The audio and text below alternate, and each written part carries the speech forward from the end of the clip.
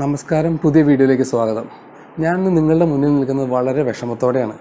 കാരണം ഒരാഴ്ചയായി നമ്മൾ മാധ്യമങ്ങളിലൊരു വാർത്ത കണ്ടു, ഹെൽമെറ്റിൽ ക്യാമറ നിരോധിക്കുന്നു എന്ന്. മോട്ടോ വ്ളോഗേഴ്സിന് ശരിക്കും അതൊരു ഇടുത്തി പോലെയാണ്. അതിന് കാരണമായിട്ട് അവർ പറയുന്നത് ഹെൽമെറ്റിൽ ക്യാമറ പിടിപ്പിക്കാൻ ഇതിൽ തുളയ്ക്കുന്നുവെന്ന്, അതുപോലെ ഹെൽമെറ്റിൻ്റെ വെയിറ്റ് കൂടുന്നു, അപകടങ്ങൾ കൂടുന്നു, പിന്നെ ചില ചെത്ത് പയ്യന്മാർ ക്യാമറ വെച്ച് അത് ശ്രദ്ധിച്ചോടിച്ച് വലിയ വലിയ അപകടങ്ങൾ പെടുന്നു.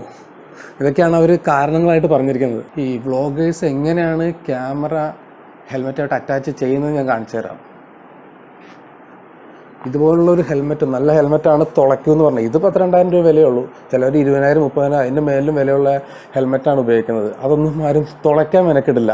കാരണം അങ്ങനെ തുളച്ച് കഴിഞ്ഞാൽ ഹെൽമെറ്റിന് കേടേ സംഭവിക്കുകയുള്ളൂ. ഇത് നമ്മൾ ക്യാമറ സാധാരണ മൗണ്ട് ചെയ്യുന്നത് ഇങ്ങനെയായിരിക്കും. കാരണം ഇതുപോലെ ഒരു സാധനം ഉണ്ടാവും, ഒരു ക്യാമറ മൗണ്ട്. ഇത് നമ്മൾ സ്റ്റിക്കർ പൊളിച്ച് ഇവിടെ ഒട്ടിച്ച് വയ്ക്കും. പിന്നെ കുറച്ചും കൂടി ഉറപ്പിന് വേണ്ടി ചിലവർ MC-യിലും തേക്കാറുണ്ട്. ഇനി ഇതല്ല, വേറൊരു മാർഗം കൂടിയുണ്ട്. ഇതാണ് കണ്ടോ, ഇതുപോലെ ഒരു സ്ട്രാപ്പ്. ഇത് നമ്മളിതിൽ ടെമ്പറലി ഫിക്സ് ചെയ്യാണ്.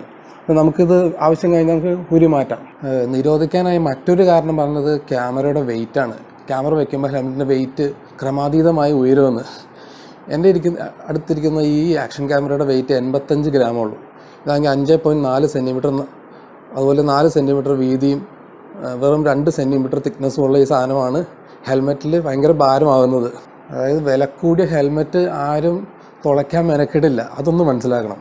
പിന്നെ മാധ്യമങ്ങളിൽ കണ്ടത് ഒരു ആക്റ്റാണോ എന്താണെന്ന് അറിയാം, 6.1.3 എന്നും പറഞ്ഞ ഒരു ബ്യൂറോ ഓഫ് സ്റ്റാൻഡേർഡ്സിൻ്റെ സ്പെസിഫിക്കേഷൻസ്, മാനദണ്ഡങ്ങൾ എന്ന് പറഞ്ഞ് എഴുതിയിട്ടുണ്ട്. അതിങ്ങനെയാണ്: no component or device shall be fitted or incorporated in the protective helmet unless it is designed in such a way that it shall not cause injury, and that when it is fitted, incorporated in the protected helmet, the helmet still complies with the requirement of the standard. അതായത് മറ്റൊരു foreign ഒബ്ജക്റ്റും ഇതിൽ ഘടിപ്പിക്കാൻ പാടില്ല എന്നാണ്. പക്ഷേ ഇത് ഒരു construction requirement ആണ്, ശരിക്കും ഇതൊരു നിയമമൊന്നുമല്ല. കാരണം ഇതിൽ എങ്ങും പറഞ്ഞിട്ടില്ല നമ്മളിത് ലംഘിച്ച് കഴിഞ്ഞാൽ ഏതെങ്കിലും ശിക്ഷ കിട്ടുമെന്ന്. കാരണം ഇത് കൺസ്ട്രക്ഷൻ റിക്വയർമെൻറ്റ് ശരിക്കും എനിക്ക് തോന്നുന്നില്ല ഒരു ഉപഭോക്താവിന് വേണ്ടിയുള്ളതാണെന്ന്. പിന്നെ ഒന്ന് പറയുന്നത് ഡ്രൈവിംഗ് റെഗുലേഷൻ 5 2017 അതിൽ കാഴ്ചയ്ക്കോ ശ്രദ്ധയ്ക്കോ ഭംഗം വരുത്തുന്ന രീതിയിൽ വാഹനം ഓടിക്കരുതെന്നാണ്.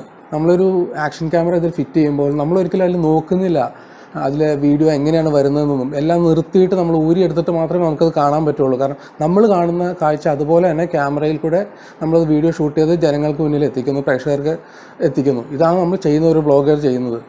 2015 BBC നടത്തിയൊരു പഠനമുണ്ട്. അതിൽ പ്രകാരം ക്യാമറ മോഡുകൾ ഒരു പരിധി വരെ ആക്സിഡൻറ്റിൻ്റെ ഇമ്പാക്റ്റിൻ്റെ എനർജി കുറയ്ക്കുന്നതാണ്. അതായത് ഒരു എക്സ്ട്രാ ലെയർ ഓഫ് പ്രൊട്ടക്ഷനാണ് ആക്ഷൻ ക്യാമറ കൊണ്ട് നമുക്ക് ലഭിക്കുന്നതെന്ന്. എൻ്റെ അഭിപ്രായത്തിൽ എലിയെ പിടിച്ച് ഇല്ലും ചുടുന്ന പോലെയുള്ള ഒരു നീക്കമല്ല വേണ്ടത്. ചെത്ത് കൈമാറ ചിലവരൊക്കെ ഇതുകൊണ്ട് അപകടങ്ങൾ ഉണ്ടാക്കിയേക്കാം, പക്ഷെ അത് വിരലെണ്ണാവുന്നവർ മാത്രമേ ഉള്ളൂ. അപ്പം നമ്മളെപ്പോലെയുള്ള കുറേ മോട്ടോ വ്ളോഗേഴ്സ് ഉണ്ട്. നമ്മൾ കേരളീയരെ പോട്ടെ, കേരളത്തിന് പുറത്തുനിന്ന് ഒത്തിരി മോട്ടോ വ്ളോഗേഴ്സ് നമ്മുടെ കേരളം സന്ദർശിക്കാൻ വരുന്നുണ്ട്. അവരിത് കേട്ട് കഴിഞ്ഞാൽ ഇങ്ങോട്ടുള്ള വരവ് കുറയ്ക്കും. അപ്പോൾ ആ ടൂറിസത്തിനാണ് ഇത് ബാധിക്കുന്നതെന്നും കൂടി മനസ്സിലാക്കണം. അപ്പോൾ ശുഭാപ്തി വിശ്വാസത്തോടെ ഞാൻ ഈ വീഡിയോയോട് നിർത്തുന്നു. കഠിനമായ തീരുമാനങ്ങളൊന്നും സർക്കാരിൻ്റെ ഭാഗത്തുനിന്ന് ഉണ്ടാവില്ല എന്ന പ്രതീക്ഷയോടെ വീണ്ടും കാണാം. മറക്കരുത് ഷെയർ ചെയ്യാനും ലൈക്ക് ചെയ്യാനും മറക്കരുത്. അതുപോലെ ചാനൽ സബ്സ്ക്രൈബ് ചെയ്യുക. Thank you.